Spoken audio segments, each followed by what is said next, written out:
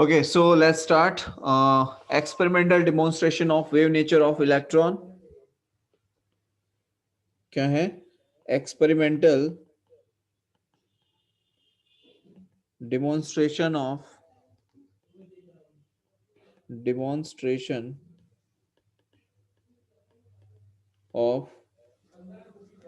wave nature of electron.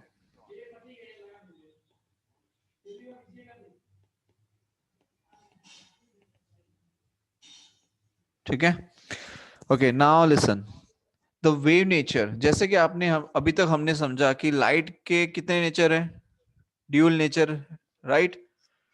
विश्वा, कौन कौन से नेचर है लाइट का? वेव और पार्टिकल। वेव और पार्टिकल। वेव नेचर कौन से एक्सपेरिमेंट या कौन सी हमने जो स्टडी की उसके बेसिस पे हम ये कह सकते हैं कि वेव नेचर है उसका? डिफ्रैक्शन, इंटरफेरेंस, पोलराइजेशन ये सब में क्या लगता है कि वो वेव नेचर है। और पार्टिकल के लिए? पार्टिकल के लिए रिफ्रैक्शन और रिफ्लेक्शन। यस और नो?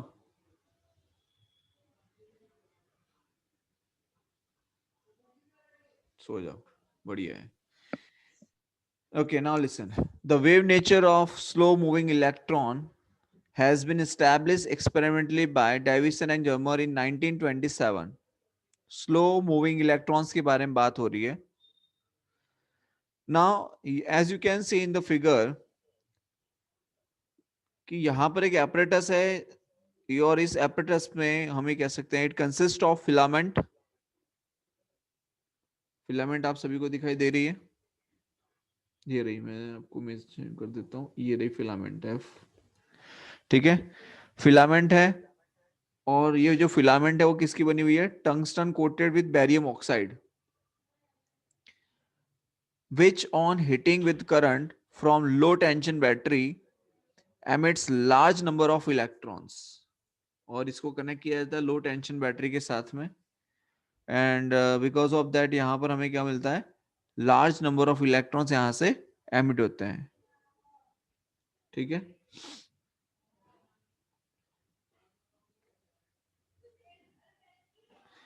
अब यहाँ पर क्या होता है कि ये जो फिलामेंट है इसके पास में यहाँ पर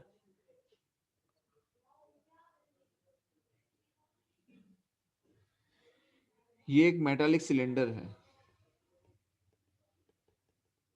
ठीक है, ये क्या है? एक मेटालिक सिलेंडर है।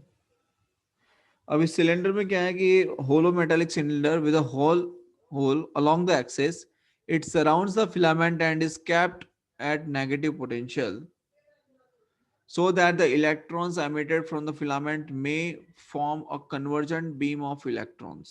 तो क्या होता है कि यहां से जैसे इलेक्ट्रॉन, अब देखो जैसे ये टंगस्टन फिलामेंट है, अब यहां से जो इलेक्ट्रॉन्स निकलेंगे वो इलेक्ट्रॉन्स तो कैसे निकलेंगे भाई? ऐसे ऐसे निकलेंगे, लेकिन हमें एक पर्टिकुलर पाथ मिले उसके लिए हमने क्या कर दिया कि यहाँ पर हमने इस तरीके का ये ले लिया मेटालिक सिलेंडर। तो इससे क्या होगा कि अब इसी होल में से जो इलेक्ट्रॉन्स निकलेंगे, यस और no? Right? Yes sir. And यहां पर हमें एक कन्वर्जेंट बीम ऑफ इलेक्ट्रॉन्स मिल जाएगी। दूसरी चीज, ये जो सिलेंडर हमने लिया है उसको नेगेटिव पोटेंशियल पे रखा गया है, तो जो एक्स्ट्रा इलेक्ट्रॉन्स आ रहे होंगे वो क्या हो जाएंगे कि वो रिफ्लेक्ट हो, सॉरी, रिपल्सिव फोर्सेस की वजह से वो दूर चले जाएंगे।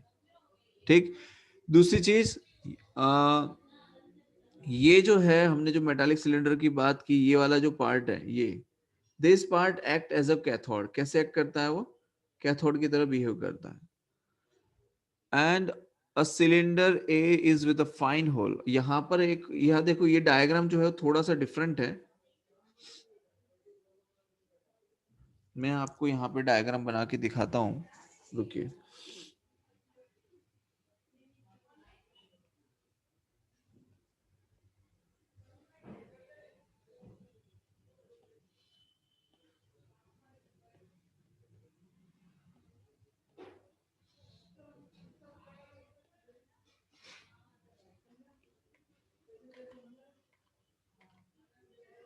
ठीक है, ठीक।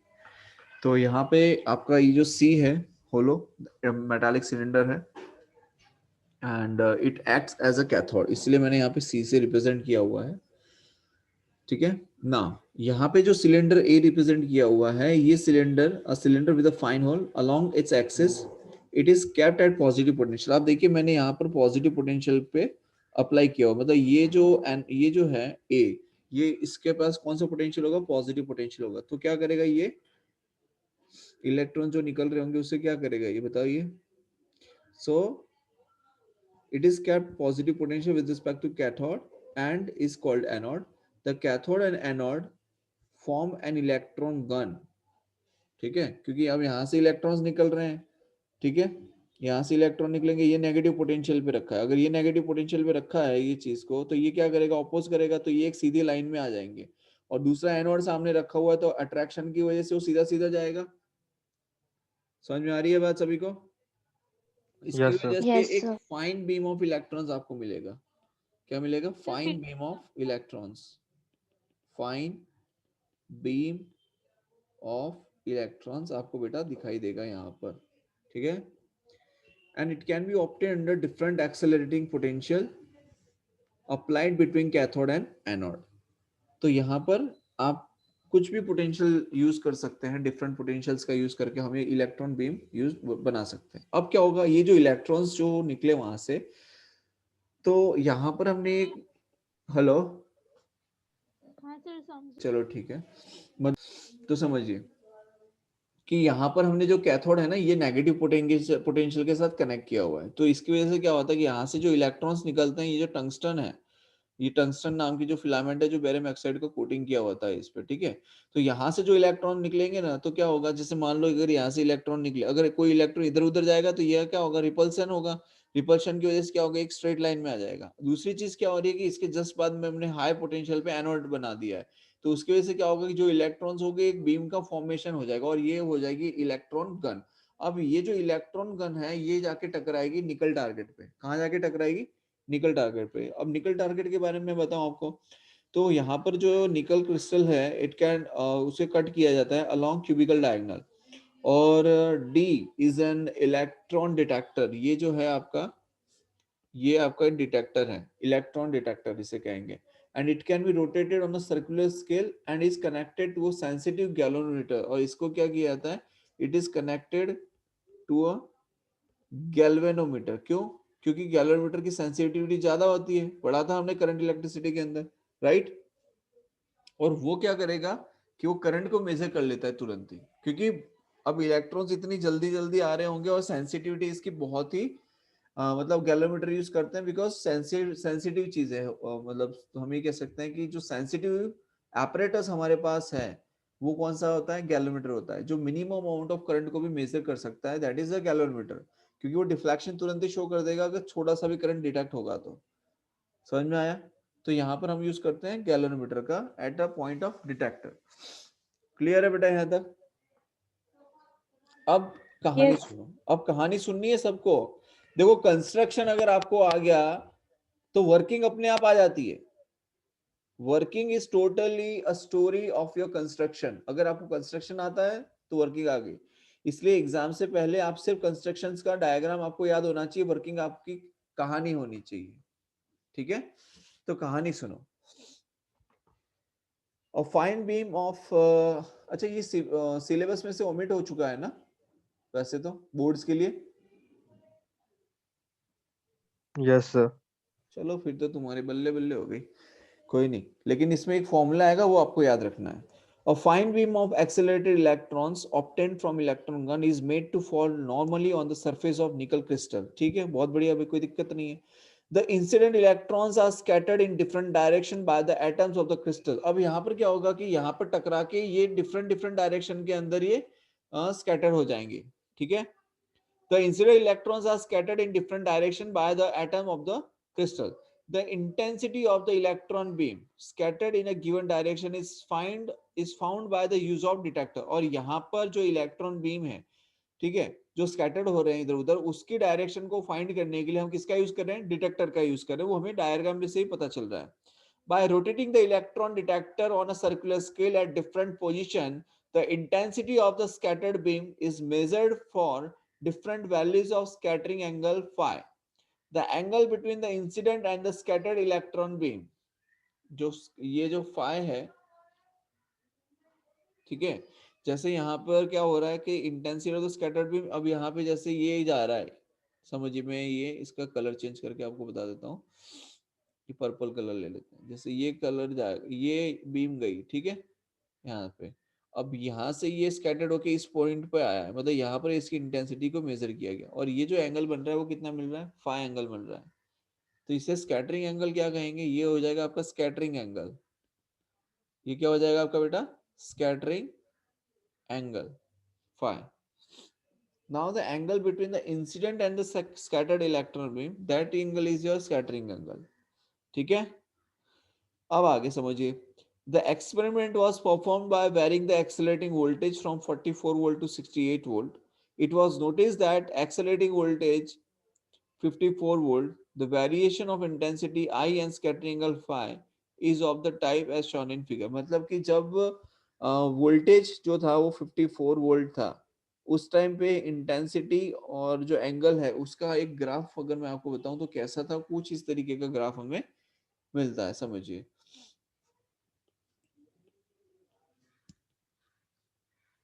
ये ग्राफ जो है, ग्राफ है इंटेंसिटी एंड आपका जो स्कैटरिंग एंगल है फाई उसके बीच का, एंड आपका ग्राफ कुछ इस तरीके का आएगा, एंड यहाँ पर 50 डिग्री आएगा, कितना आ जाएगा, 50 डिग्री. तो scattered electrons for scattering angle, तो स्कैटरिंग एंगल कितना आ जाएगा, फाई की वैल्यू बेटा आ रही है 50 डिग्री. ना, the appearance of peak in a particular direction is due to constructive interference of electrons scattered from different layers of regularly spaced atom of the crystal. अब होता क्या है कि ये जो हमें एंगल मिला कि भाई पर्टिकुलर वो डायरेक्शन पे हमें एक पिक मिला, जैसे ये पिक मिल रहा है, तो क्यों मिल रहा है, बिकॉज यहाँ पर एक ऐसी पोजीशन आ रही है जहां पर कि कंस्ट्रक्टिव इंटरफेरेंस ऑफ इलेक्ट्रॉन्स हमें मिल रहा है. क्या मिल रहा है, कंस्ट्रक्टिव इंटरफेरेंस ऑफ, इसे कहेंगे कंस्ट्रक्टिव इंटरफेरेंस ऑफ इलेक्ट्रॉन्स. ठीक है, समझ में आया, यहां तक मिल रहा है, ठीक ना. The appearance off peak in a particular direction, जिसकी बात हम कर रहे थे कि कंस्ट्रक्टिव इंटरफेरेंस हमें यहाँ पर मिल रहा है. दूसरी चीज, the diffraction of electron take place and this establishes the wave nature of electron. अब यहाँ पर जो फिगर है बेटा, उस फिगर पे से आप एक चीज समझिए, ये देखिए यहाँ पर कितना है, थीटा है, ये कितना है फाई, और ये कितना है थीटा. तो टोटल जो है theta plus five plus theta, ये कितना हो जाएगा, 180 डिग्री हो रहा है, राइट. देखिए अगर मैं ऐसे निकालूं और ये एंगल अगर थीटा हम कंसीडर करें, ठीक है, तो theta plus five plus theta equals to कितना हो जाएगा, 180 डिग्री. कहाँ तक ले रहा हूँ देखने समझ में आ रहा है ना, ये डायगोनल लिया है मैंने इस पे, ठीक है, तो ये वाला हिस्सा आ रहा है टोटल. समझ में आ रहा है बेटा सभी को. Yes, sir. Yes, तो sir. Theta plus five plus theta 180 degree हो गया. सो यहाँ पर हम लिख सकते हैं that theta is equals to 1/2 into 180 minus theta. समझ में आया.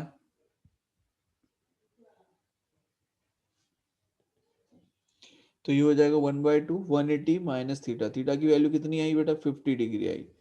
तो 180 माइनस 50 130 130/2 तो 65 डिग्री. तो थीटा आ गया हमारे पास में 65 degree.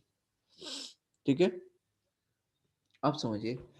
Now for the nickel crystal the inter atomic separation is 0.91 angstrom. ये एक प्री डिसाइडेड वैल्यूज हैं जो मैं आपको बता रहा हूँ, ठीक है, कि भाई इंटर एटॉमिक सेपरेशन जो है वो कितना है, तो डी की वैल्यू गिवन है 0.91 angstrom. And according to Bragg's law for the first order diffraction maxima,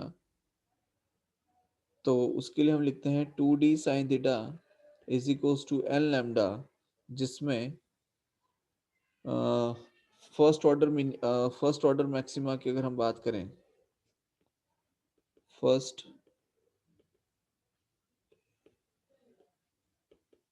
order maxima for the diffraction, first order diffraction maxima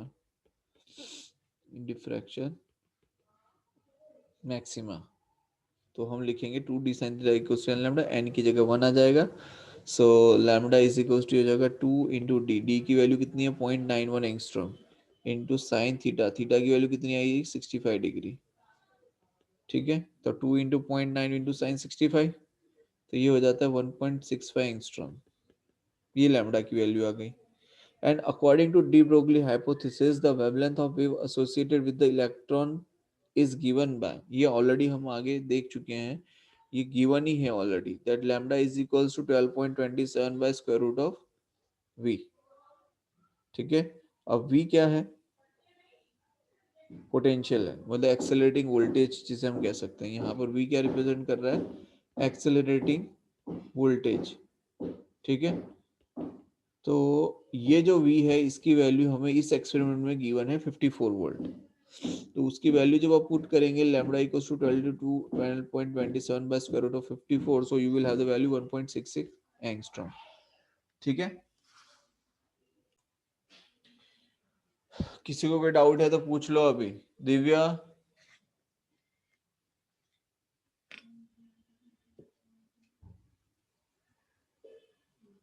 वो है एटम्स,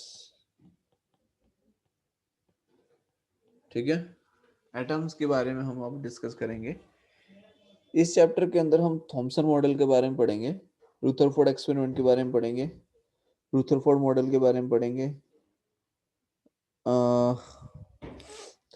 फिर वो स्पेक्ट्रल सीरीज ऑफ हाइड्रोजन के बारे में स्टडी करेंगे, लिमिटेशंस ऑफ रुदरफोर्ड मॉडल के बारे में बात करेंगे, बोर्स मॉडल के बारे में बात करेंगे, डी ब्रोगली एक्सप्लेनेशंस और Bohr's second postulation of quantization के बारे में बात करेंगे, लिमिटेशंस ऑफ बोर्स थ्योरी के बारे में बात करेंगे। तो ये सब चीजें हैं जो हम इस चैप्टर में डिस्कस करने वाले हैं, ठीक है। तो सबसे पहले है थॉमसन मॉडल। चलिए देखो है इसका जो स्ट्रक्चर बना, इसके बारे में सबसे पहले किसने प्रपोज किया था,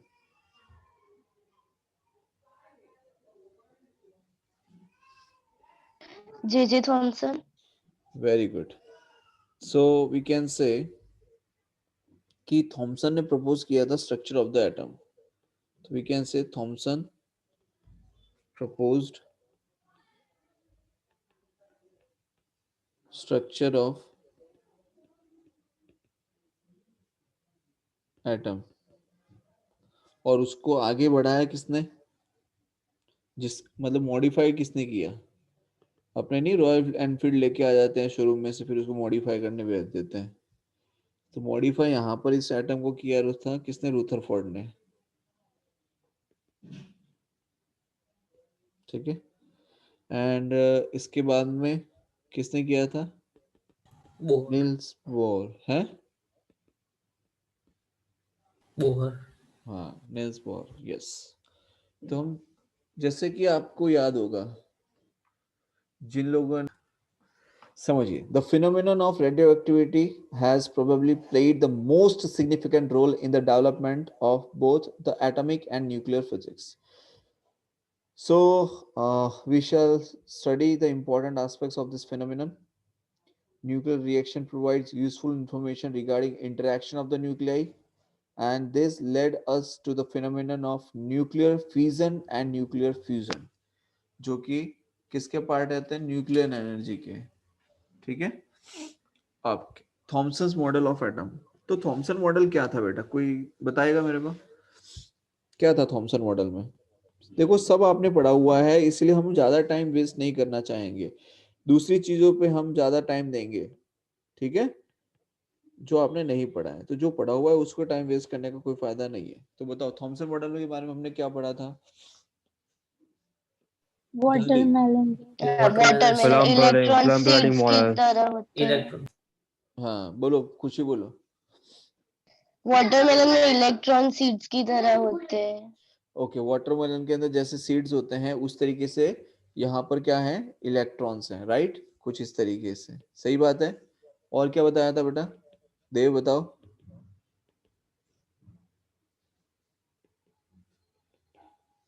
देव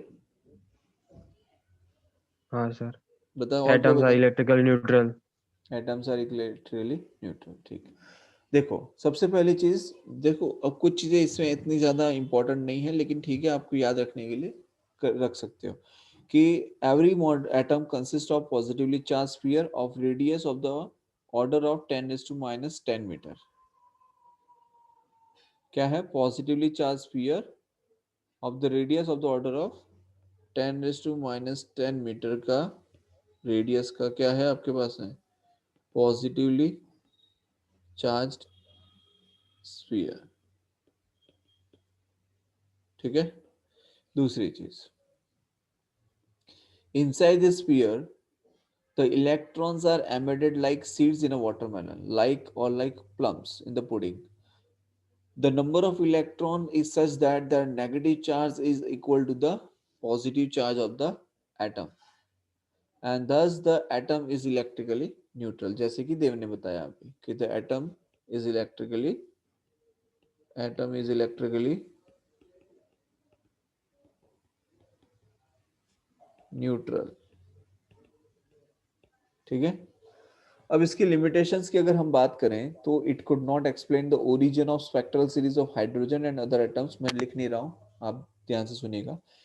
सो पहली लिमिटेशन है that it could not explain the origin of spectral series of hydrogen and other atoms observed experimentally. दूसरी चीज, it could not explain large angle scattering of alpha particles from a thin metal foils as observed by Rutherford. तो ये दो चीजों को वो मतलब ये उसकी लिमिटेशन कह सकते हैं कि क्योंकि इन लोगों ने एक्सपेरिमेंट जो किए वो बाद में किए, तो वो चीज वो एक्सप्लेन नहीं कर पा रहा था थॉमसन मॉडल, तो ये उसकी क्या हो गई, लिमिटेशन हो गई, ठीक है। अब रुदरफोर्ड मॉडल, रुदरफोर्ड्स का अल्फा रे स्कैटरिंग एक्सपेरिमेंट, जिसमें हमने एटॉमिक न्यूक्लियस के बारे में समझा कि भाई सेंटर में कुछ तो है, ठीक है। चलिए देखिए, so we can say Rutherford's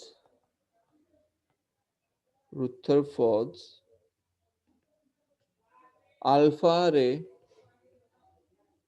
scattering experiment, ठीक है। Now listen, इसका डायग्राम आप सभी के पास में है,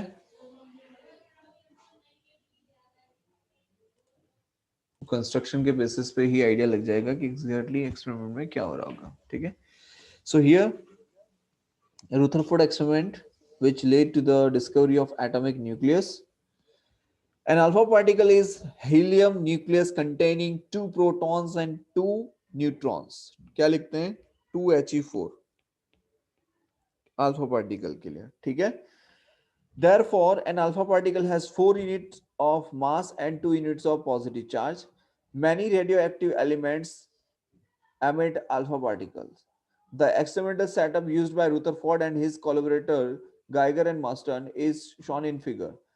S that means a source, यहाँ पर जो S represent किया है वो क्या represent कर रहा है, source को represent करने का काम कर रहा है। Here is a source, is a speck of radioactive source contained in lead cavity.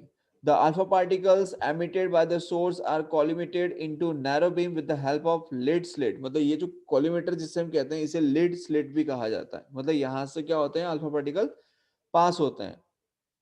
The collimated beam is allowed to fall on a thin gold foil. कहाँ पे जाके गिरेंगे, thin gold foil पे जाके गिरेंगे of thickness of the order of 2.1 into 10⁻⁻7 metre. इसकी जो thickness है वो कितनी रहती है, 2.1 into 10⁻⁻7 मीटर की थिकनेस ली हुई है। The alpha particles scattered in different direction are observed through a rotatable detector consisting of a zinc sulfide screen. यहाँ पर आप देखिए हमने जिंक सल्फाइड स्क्रीन कंसीडर की हुई है, ये स्क्रीन है बेटा, ठीक है, ये आपकी क्या है, screen, and there is a microscope. Now the alpha particle produce bright flashes or scintillation on the ZNS screen. These are observed in the microscope and counted at different angles from the direction of incidence of the beam. The angle theta of the deviation of an alpha particle from its original direction is called scattering angle theta. ठीक है, जैसे मान लो अब यहां से ये alpha particle ऐसे जा रहा है, ठीक है, और वो अगर मान लीजिए कि स्कैटर्ड हुआ, तो यहाँ पर अगर इस थीटा एंगल पे स्कैटर्ड हो रहा है, माइक्रोस्कोप इसे डिटेक्ट कर रहा है, तो ये जो एंगल थीटा बन रहा है, इस एंगल को हमने नाम दिया है स्कैटरिंग एंगल थीटा. क्लियरिटी है यहाँ तक? बेसिकली यहाँ पे कंस्ट्रक्शंस के बारे में ही बात की गई है कि हमारे पास जो कंस्ट्रक्शन है उसमें क्या क्या चीजें गिवन है, उसका जस्ट थिकनेस वगैरह क्या है, इन सब चीजों पे बात की गई है. क्लियर है बेटा यहाँ तक?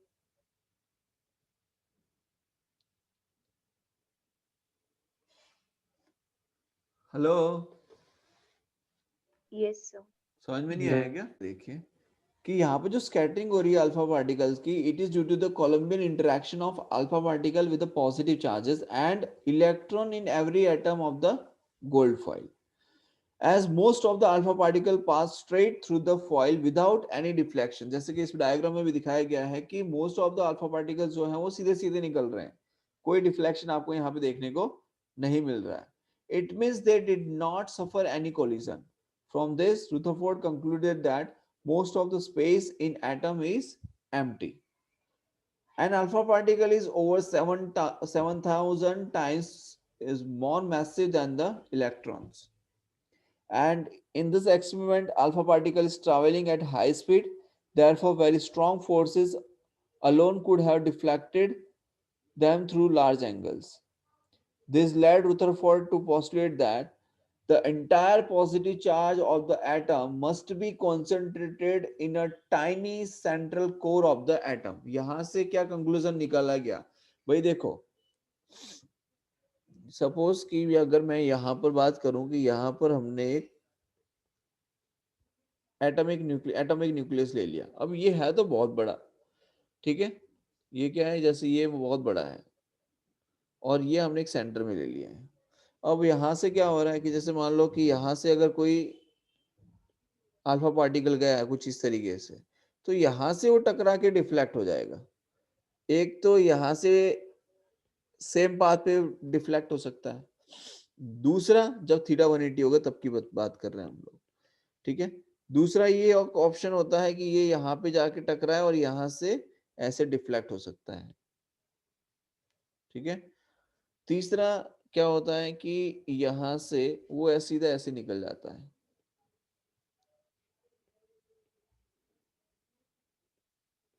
बोलो, आई बात समझ में? समझ में आ रहा है बेटा? Yes, sir. Yes, तो sir. इस तरीके का ये बिहेवियर होता है. बोलो, क्लियर है? हाँ, sir. Yes, sir. यहाँ पर हम लिख सकते हैं इंसिडेंट अल्फा पार्टिकल्स. थोड़ा बेकार हो गया, ऐसे लिख देता हूँ, इंसिडेंट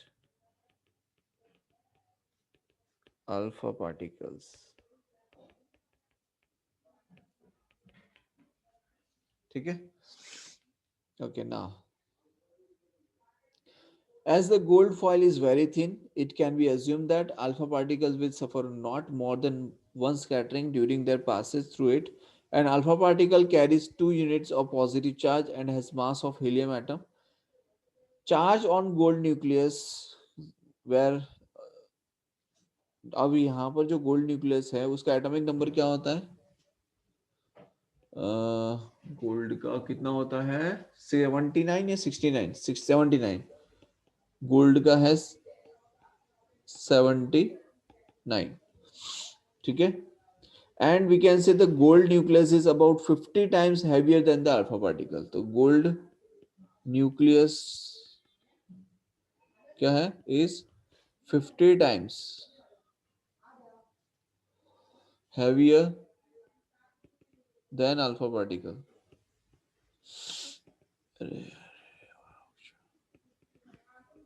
बोलो, क्लियर है? Yes, sir. So we assume that it would remain stationary in the scattering process. Therefore, the trajectory of alpha particle can be computed using the Newton's second law of motion. and Coulomb force of repulsion between alpha particle and the gold nucleus. तो वो जो formula apply किया गया वो ये है कि F is equals to K Z times of E, मतलब कि this is for the gold, यहाँ पे लिख देता हूँ gold, and for the alpha particle that is 2 times of E upon R square. K Q1 Q2 by R square का वाला formula apply कर दिया. R is the distance between alpha particle from the center of the nucleus. बोलो clear है यहाँ तक? Yes, sir. अब यहाँ पे डायग्राम से मैंने रिप्रेजेंट किया है कि कौन कौन से डिफ्लेक्ट हो रहे हैं, कौन किसने एंगल पे जा रहा है. ठीक है, so सीधी सी बात करते हैं. We can show that the number of alpha particles scattered per unit area, इसका एक फॉर्मूला है जो आपको याद रखना है. Number of alpha particles, number of alpha particles scattered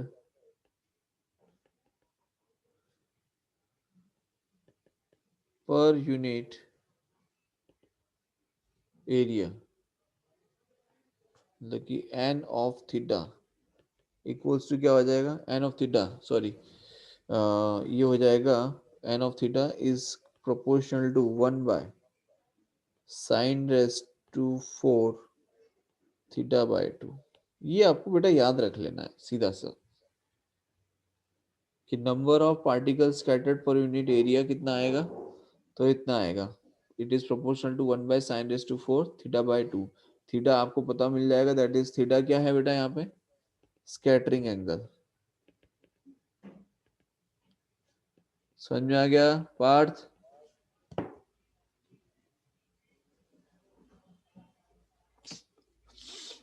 यहां तक समझ में आया बेटा? यहाँ पर एक और चीज है जो आपको याद रखनी है. ठीक है, आपकी देखो आपके बुक में एक डिस्टेंस ऑफ क्लोजेस्ट अप्रोच लिखा होगा, देखो जरा.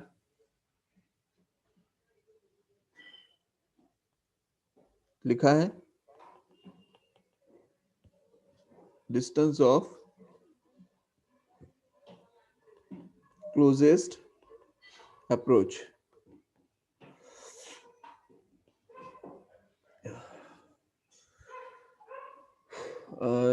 तो इसको हम लिखते हैं डिस्टेंस ऑफ क्लोजेस्ट अप्रोच को we can say size of nucleus.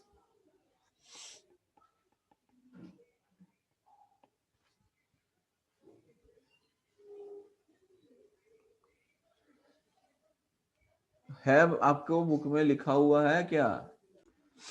Distance of closest approach के अंदर 3 पॉइंट्स हैं. पहला पॉइंट है जो आपको ध्यान रखना है, the atomic nucleus is so heavy that its motion during the impact is disregarded. Atomic nucleus क्या होता है, बहुत ही हैवी होता है, जिसकी वजह से उसका जो मोशन है during the impact is disregarded. दूसरी चीज, the nucleus and the alpha particle both are taken as point charges having no dimension. Second point क्या है, सेकंड पॉइंट क्या है, that nucleus and the alpha particle both are taken as point charges, so they are having no dimension. तीसरा है, the scattering is due to elastic collision between nucleus and the alpha particle. scattering क्यों हो रहा है, because there is an elastic collision. अब यहाँ पर एक चीज आप ध्यान रखिएगा, स्पेशली मेडिकल वाले स्टूडेंट, कि अगर आपसे पूछ लिया जाए कि which type of collision happen between, hello,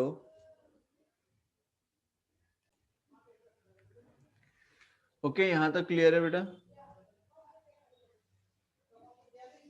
hello, Yes, sir. Okay. At a certain distance r naught from the nucleus, kinetic energy of alpha particle reduces to 0 and the particle stops and it cannot go closer to the nucleus.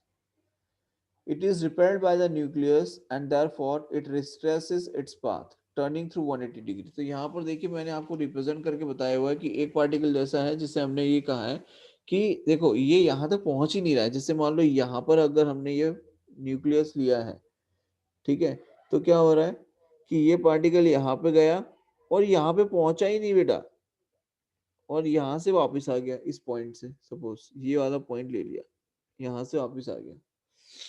समझ में आ रहा है? Hello, समझ में आया है कि यहाँ से Yes, sir. 180 degree U turn ले रहा है, 180 डिग्री टर्न ले रहा है, ठीक है। सो it turning through 180 degree and therefore the distance r naught is known as the distance of closest approach। मतलब कितना क्लोज जा सकता है, इसे हम कह रहे हैं डिस्टेंस ऑफ क्लोजेस्ट अप्रोच। समझ में आया बेटा? Distance of closest approach, clear है ये चीज? Yes, sir. कि इसे डिस्टेंस ऑफ क्लोजेस्ट अप्रोच क्यों कहा जाता है? बिकॉज ये कितना नजदीक जा रहा है, ठीक है, और यहाँ पे आके वो 180 डिग्री पे टर्न ले रहा है, राइट? तो क्लोजेस्ट अप्रोच है उसकी, सो इसे हमने नाम दिया है distance of closest approach. And eight this distance the entire kinetic energy of alpha particle is converted into electric potential energy. तो यहाँ पे कहेंगे कि डिस्टेंस ऑफ क्लोजेस्ट अप्रोच पे, distance of closest approach, distance of closest approach जो है, at this distance, the entire kinetic energy of alpha particle converted into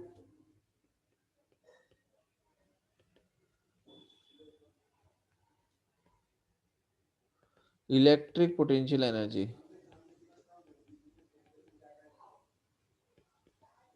बोलो, समझ में आ गया यहाँ तक?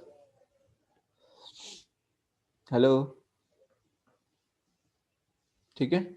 सपोज हमने अल्फा पार्टिकल ले लिया, अब अल्फा पार्टिकल जो है उसको हमने नाम दे दिया Q1, तो इसके पास कितना चार्ज है? तो +2 ही।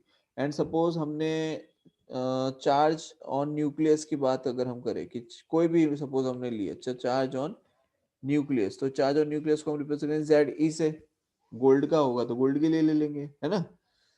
So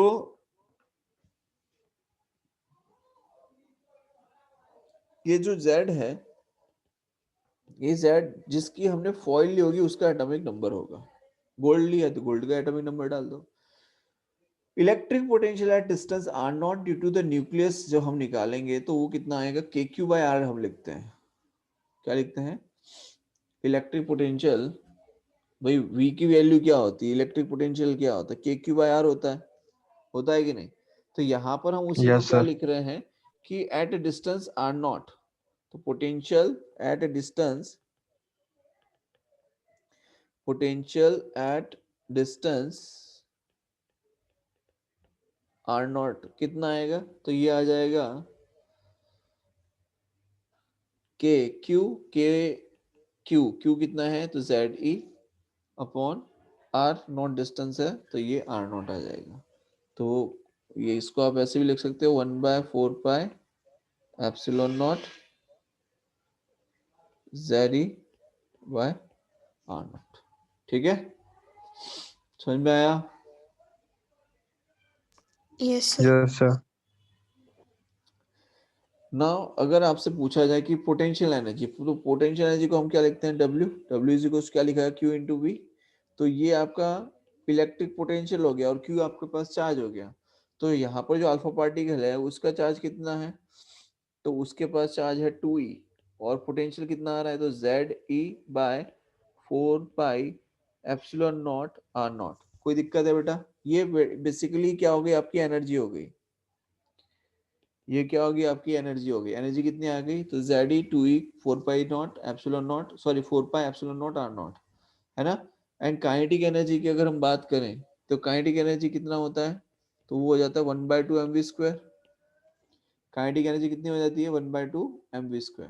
and if we neglect the loss of energy due to interaction of alpha particle with the electrons, तो हम क्या कहेंगे कि यहाँ पर at this distance of closest approach, at this distance of closest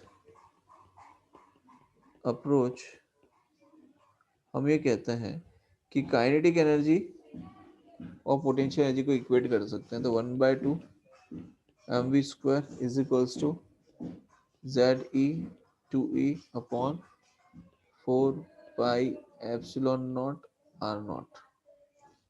ठीक है, तो R नॉट की जो वैल्यू है वो क्या आ जाएगी, तो ये आ जाएगी ZE 2E by 4 pi epsilon nought 1/2 mv square. ये हो जाएगा आपका distance of closest approach.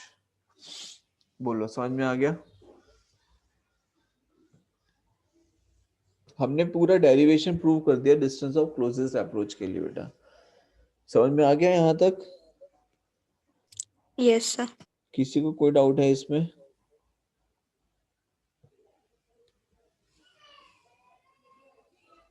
Anyone has any doubt in this?